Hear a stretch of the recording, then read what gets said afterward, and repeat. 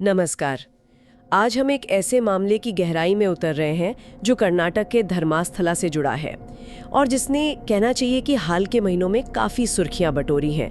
ये मामला बहुत गंभीर है और काफ़ी उलझा हुआ भी है। इसमें आरोप लगे हैं कि बड़े पैमाने पर शवों को गुप्त तरीके से दफनाया गया। हमारे पास इस पर हालिया कुछ जांच रिपोर्ट्स हैं, न्यूज़ आर्टिकल्स हैं और दूसरी जानकारियां भी हैं। तो इनकी मदद से आज हम इस पूरे मामले को समझने की कोशिश करेंगे। मुख्य दावा ये है कि कई सालों के दौरान धर्मास्थला के आसपास कई शव, खासकर महिलाओं और नाबालिगों के संदिग्ध हालात में छुपाकर दफनाए गए।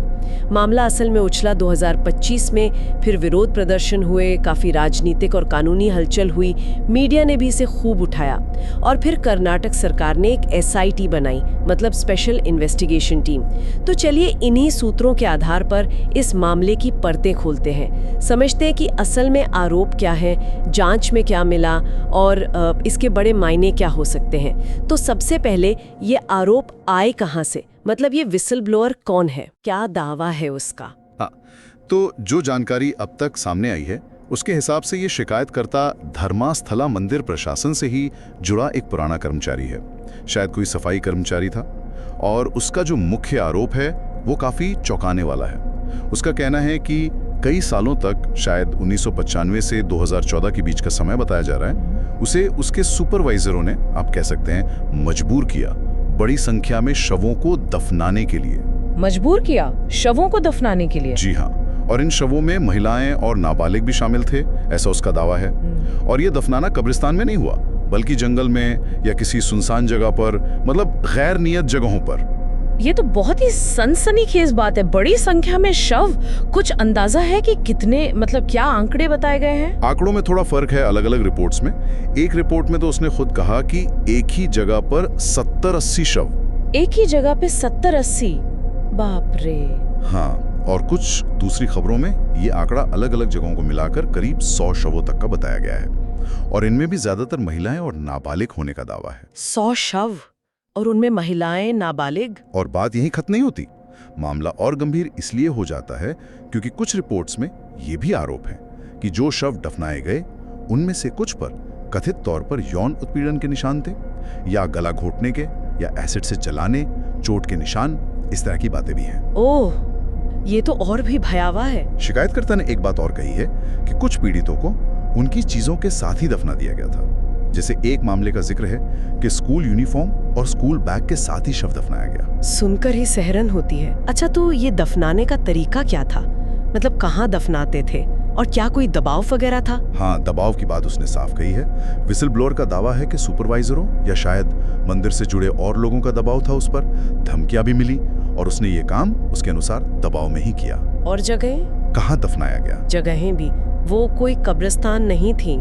आरोप है कि ये आधिकारिक कब्रिस्तानों से दूर, जैसे जंगली इलाके या नेत्रावती नदी के पास, या कोई पुरानी सुनसान सड़क, जंगल के अंदरूनी हिस्से, ऐसी जगहों पर। और ये सब कब हुआ, मतलब कौन से सालों की बात है ये?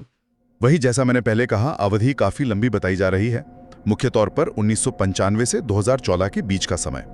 शिकायतकर्ता ने यह भी दावा किया है कि उसने ऐसी 13 या उससे भी ज्यादा जगहों की पहचान की है जहां ये शव दफनाए गए थे। 13 जगहें? हाँ, और यहाँ एक बात और ध्यान देने वाली है कि इस इलाके में, धर्मास्थला क्षेत्र में, पहले भी इस तरह की शिकायतें रही हैं, जैसे लोग लापता हुए या बलात्कार, हत्या के मामले। सौजन्या मामले का जिक्र बार बार आता है इस संदर्भ में।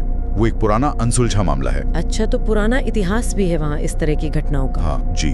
और कुछ रिपोर्ट्स में सामाजिक तनाव के एंगल को भी उभारा गया है, मतलब जाति, राजनीति, स्थानीय पावर इक्वेशंस, ये सब भी कहीं ना कहीं इस मामले से जुड़े हो सकते हैं। समझ गए। तो ये इतने गंभीर आरोप सामने आए, विस्फोटक थे बिल्कुल। इसके बाद अधिकारियों ने क्या किया? प्रशासन की क्या प्रतिक्रिया रही? जाहिर है, जब ये आरोप पब्लिक में आए तो हड़कंप मच गया। जुलाई 2025 के आसपास पुलिस में FIR दर्ज हुई। FIR हुई? हाँ, फर्स्ट इंफॉर्मेशन रिपोर्ट। और मामले की गंभीरता को देखते हुए कर्नाटक सरकार ने भी तेजी दिखाई। एक स्पेशल इन्वेस्टिगेशन टीम, मतलब SIT, बना दी। SIT यानी एक समर्पित टीम सिर्फ इसी केस के लिए? बिल्कुल। इसमें पुलिस के सीनियर अफसर होते हैं और उनका काम सिर्फ इसी मामले की तह तक जाना होता है। तो एसआईटी ने जांच शुरू की होगी, खुदाई वगैरह हुई उन जगहों पर जहां शव दफनाने का दावा था। कुछ मिला वहां, कोई सबूत? हाँ, एसआईटी ने काम शुरू किया। शिकायतकर्ता ने जो जगह बताई थी, करीब 13 साइट्स, उनको खुदाई के लिए मार्क किया गया। लेकिन यहीं पर जांच में एक कह सकते हैं कि पहला ट्विस्ट आया। शुरू की कई जगहों पर जब खुदाई हुई तो वहां कोई मानव अवशेष मिले ही नहीं। क्या कुछ भी नहीं मिला? हाँ, बिल्कुल खाली। इससे शुरू में ही शिकायतकर्ता के दावों पर एक सवालिया निशान लग गया कि अगर इतने शव दफनाए गए तो अवशेष कहाँ गए। ये तो जांच के लिए बड़ा झटका रहा होगा फिर। बिल्कुल, इसने मामले को और उलझा दिया। लेकिन कहानी यहीं खत्म नहीं हुई। एक जगह थी जिसे साइट नंबर 6 कहा गया। Site number 6? हाँ, वहां खुदाई के दौरान कुछ आंशिक कंकाल अवशेष मिले। मतलब पूरी बॉडी नहीं, पर हड्डियां या हड्डियों के टुकड़े। अच्छा, तो कुछ तो मिला आखिर? जी, जैसे एक रिपोर्ट बताती है कि नेत्रावती नदी के पास जंगल में एक गड्ढे से करीब 15 हड्डियां मिली और एक और दिलचस्प चीज मिली। एक साइट पर खुदाई में एक पैन कार्ड मिला। Pan card? हाँ, जिसे बाद में ट्रेस किया गया तो वो बेंगलुरु रूरल जिले के किसी व्यक्ति का निकला। तो ये एक ठोस सुराग जैसा लगा। तो कुछ हड्डियां मिली, एक पेन कार्ड मिला। इन अवशेषों का क्या हुआ? फोरेंसिक जांच हुई होगी, उससे क्या पता चला? क्या वो शिकायतकर्ता की बातों से मेल खा रहे थे? हाँ बिल्कुल, जो भी कंकाल अवशेष मिले उन्हें फोरेंसिक जांच के लिए भेजा गया ताकि पता चले कि वो किसके हैं, मौत कैसे हुई, कब हुई। और यहीं पर मामला और ज्यादा पेचीदा हो गया। कैसे? कम से कम एक शुरुआती फोरेंसिक रिपोर्ट में ये सामने आया कि जो अवशेष मिले थे वो एक पुरुष के थे। पुरुष के? लेकिन दावा तो था कि... बिल्कुल, ये बात सीधे सीधे शिकायतकर्ता के उस दावे के खिलाफ थी जिसमें उसने कहा था कि उस खास जगह पर एक महिला का शव दफनाया गया था। एक मिनट, मतलब दावा महिला के शव का और फोरेंसिक जांच कह रही है कि अवशेष पुरुष के हैं। ये तो बहुत बड़ा विरोधाभास है। हाँ, बहुत बड़ा। और ये जांच में एक तरह से एक टर्निंग पॉइंट साबित हुआ, क्योंकि इसके ठीक बाद एक और बड़ी घटना हुई जिसने मामले का रुख ही पलट दिया। क्या हुआ? एसआईटी ने उसी विसल ब्लोअर को गिरफ्तार कर लिया। क्या? विसल ब्लोअर को ही गिरफ्तार कर लिया? क्यों? किस आरोप में? आरोप लगा झूठी गवाही देने का और झूठे सबूत पेश करने का। झूठे गवाही? हाँ, कहा गया कि जैसे उसने कोई खोपड़ी या हड्डी का टुकड़ा सबूत के तौर पर दिया था, वो उसके बयान से मैच नहीं करता था। मतलब उसने महिला का बताया, जांच में पुरुष के संकेत मिले, तो इसी आधार पर उसे गिरफ्तार कर लिया गया। और गिरफ्तारी के बाद जो उसे पहले गवाह के तौर पर प्रोटेक्शन मिली थी, पहचान छुपी हुई थी, वो सब हटा लिया गया। अविश्वसनीय। मतलब जिस इंसान के दावों पर पूरी जांच शुरू हुई वही अब आरोपी बन गया। ये तो बहुत ही अजीब मोड़ है। क्या जांच पर कोई और असर पड़ा है इसका? कोई कानूनी रुकावटें आई? हाँ बिल्कुल, मामला सिर्फ यहीं तक नहीं रुका, ये कानूनी दांवपेच में भी फंसा। एक तरफ विसल ब्लोअर गिरफ्तार हुआ, दूसरी तरफ कोर्ट से भी जांच पे असर पड़ा। मामला इतना संवेदनशील हो गया था कि अदालत ने एक मीडिया गैग ऑर्डर जारी कर दिया। मीडिया गैग ऑर्डर मतलब मीडिया को इस केस के कुछ खास पहलुओं पर रिपोर्टिंग करने से रोक दिया गया, शायद इसलिए कि जांच प्रभावित ना हो या बेवजह सनसनी ना फैले। अच्छा। इस गैग ऑर्डर को सुप्रीम कोर्ट में चुनौती भी दी गई थी, लेकिन सुप्रीम कोर्ट ने कहा कि पहले कर्नाटका हाई कोर्ट जाइए। इसी बीच कुछ एक्टिविस्ट भी आवाज उठा रहे थे। उनकी मांग थी कि एसआईटी को पूरी आजादी दी जाए ताकि बिना किसी दबाव के निष्पक्ष जांच हो सके। और फिर हाल ही में अक्टूबर 2025 के आखिर की बात है ये, कर्नाटका हाईकोर्ट ने एक्टिविस्ट की एक याचिका पर सुनवाई करते हुए एसआईटी की जांच पर ही एक अंतरिम रोक लगा दी। क्या? जांच पर ही रोक लगा दी? हाँ, अंतरिम रोक, मतलब टेम्परेरी। ये रोक शुरू में 12 नवंबर तक थी। इसका मतलब हुआ कि कोर्ट ने फिलहाल जांच के आगे की कार्रवाई पर एक तरह से विराम लगा दिया। तो मतलब जांच शुरू हुई, कहीं कुछ मिला कहीं नहीं मिला, जो मिला वो दावों से अलग निकला, विसल ब्लोअर खुद गिरफ्तार हो गया, मीडिया पर पाबंदी लगी और अब कोर्ट ने जांच ही रोक दी है। सही कहा। ये तो वाकई एक बेहद जटिल उलझी हुई बुत्थी बन गई है। बिल्कुल सही समझिए आप। एसआईटी टेक्निकली तो अभी भी केस पर काम कर रही है, लेकिन इन कानूनी फैसलों ने जांच की रफ्तार और दायरे को काफी हद तक सीमित कर दिया है। और पब्लिक में ये बहस लगातार चल रही है कि क्या ये आरोप सही हैं और जांच को दबाया जा रहा है, या फिर ये आरोप ही झूठे थे या बढ़ा चढ़ाकर पेश किए गए थे। दोनों तरह की बातें हो रही हैं। चलिए इन विवादों और अनिश्चितताओं पर थोड़ी और बात करते हैं। वो कौन से मुख्य बिंदु हैं जिन पर सबसे ज्यादा सवाल उठ रहे हैं या मतभेद है? हाँ, कई ऐसे पॉइंट्स हैं जो इस मामले को इतना पेचीदा बनाते हैं। सबसे पहला, और शायद सबसे अहम है विसल ब्लोअर की अपनी विश्वसनीयता। उसकी गिरफ्तारी के बाद तो ये सवाल उठना लाजमी है। बिल्कुल। झूठी गवाही के आरोप में उसकी गिरफ्तारी ने उसके सारे दावों पर एक बड़ा प्रश्न चिन्ह लगा दिया है कि भाई उसकी बातों में कितनी सच्चाई है, कितना झूठ, कितना बढ़ा चढ़ाकर बोला गया है, ये अब साफ नहीं है। दूसरा क्या है? दूसरा बड़ा मुद्दा है सबूतों में इनकंसिस्टेंसी, मतलब विसंगति। जैसा हमने डिस्कस किया, कई जगहों पर खुदाई में कुछ मिला ही नहीं। हाँ। और जहां कुछ हड्डियां मिली भी, वहां फॉरेंसिक रिपोर्ट शिकायतकर्ता के बयान से मैच नहीं हुई, जैसे पुरुष के अवशेष मिलना। वो पैन कार्ड का क्या हुआ? उसका कोई कनेक्शन निकला?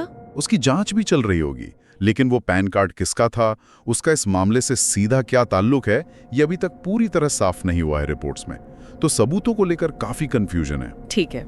तीसरा पॉइंट? तीसरा है कानूनी और प्रक्रियात्मक मुद्दे, जैसे ये मीडिया गैग ऑर्डर या जांच पर हाईकोर्ट की अंतरिम रोक। सवाल उठ रहे हैं कि क्या ये सामान्य कानूनी प्रक्रिया है या कहीं ये जांच में रुकावट डालने की कोशिश तो नहीं। और एसआईटी की स्वतंत्रता का सवाल भी उठाया जा रहा था, है ना? हाँ, कि क्या एसआईटी वाकई बिना किसी दबाव के काम कर पा रही है।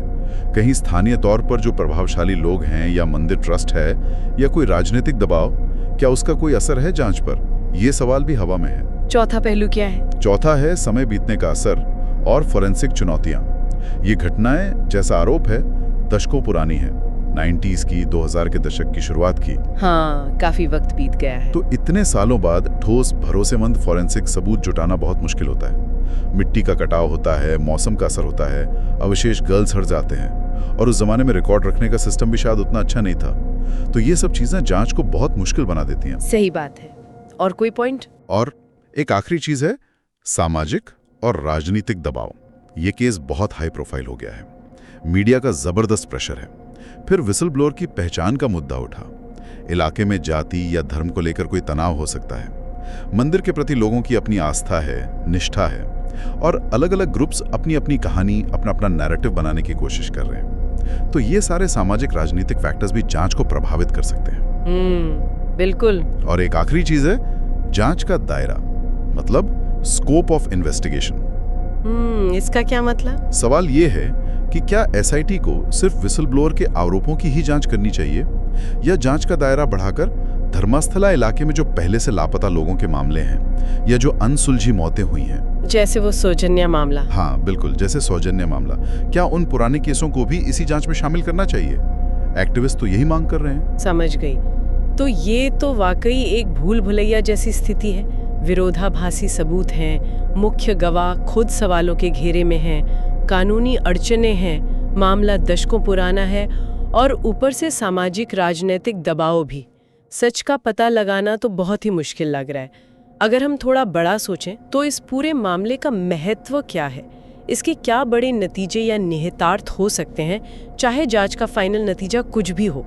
हाँ, इसके निहितार्थ काफी गहरे हो सकते हैं, लॉन्ग टर्म। पहली बात तो ये कि अगर ये आरोप मान लीजिए आंशिक रूप से भी सच साबित होते हैं, तो ये बहुत बड़े पैमाने पर मानवाधिकार उल्लंघन का मामला होगा। मतलब सालों से अनसुलझी हत्याएं या रेप, शवों को गैरकानूनी तरीके से ठिकाने लगाना, और स्थानीय लेवल पर कानून व्यवस्था का पूरी तरह फेल हो जाना। ये तो बहुत गंभीर बात होगी। बिल्कुल। दूसरी बात, ये मामला इस पर भी सवाल खड़े करता है कि हमारे समाज में जो शक्तिशाली संस्थाएं होती हैं, जैसे बड़े धार्मिक ट्रस्ट या मंदिर प्रशासन, उनका सरकार और पुलिस के साथ कैसा रिश्ता होता है, उनके प्रभाव, उनकी जवाबदेही, ये सारे सवाल उठते हैं। सही कहा। तीसरा, ये भारत के जुडिशियल और पुलिस सिस्टम के लिए भी एक तरह की परीक्षा है कि वो कैसे धार्मिक स्वतंत्रता और संस्थानों की ऑटोनॉमी और कानून के शासन के बीच बैलेंस बनाते हैं। ट्रांसपेरेंसी का मुद्दा है, गवाहों की सुरक्षा का मुद्दा है, या अगर गवाह झूठा निकले तो उससे कैसे निपटा जाए। ये सब चीजें भी इस केस से सामने आती हैं।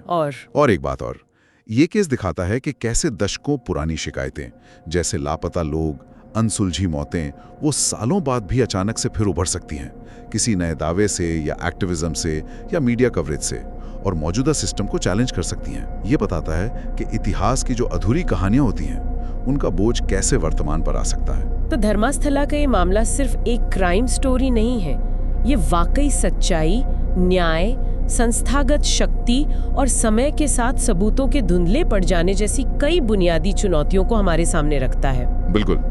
जांच अभी भी एक बहुत ही नाजुक मोड़ पर खड़ी है और कानूनी प्रक्रियाएं इसे और उलझा रही हैं। आगे देखना होगा कि एसआईटी इन चुनौतियों से कैसे निपटती है, क्या कोई नए सबूत सामने आते हैं और अदालतें क्या फैसला लेती हैं। सच चाहे जो भी हो, उसका सामने आना बहुत जरूरी है, न सिर्फ उन लोगों के लिए जो शायद पीड़ित हों, बल्कि समाज और व्यवस्था में भरोसे को बनाए रखने के लिए भी।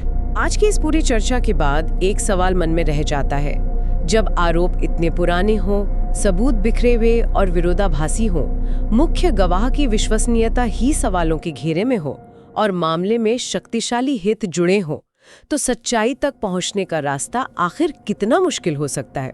और ऐसे मामलों में न्याय सुनिश्चित करने के लिए समाज की और हमारी व्यवस्था की क्या जिम्मेदारी बनती है? क्या सबक सीखे जा सकते हैं इससे? ये कुछ सवाल हैं जिन पर शायद हम सबको सोचने की जरूरत है।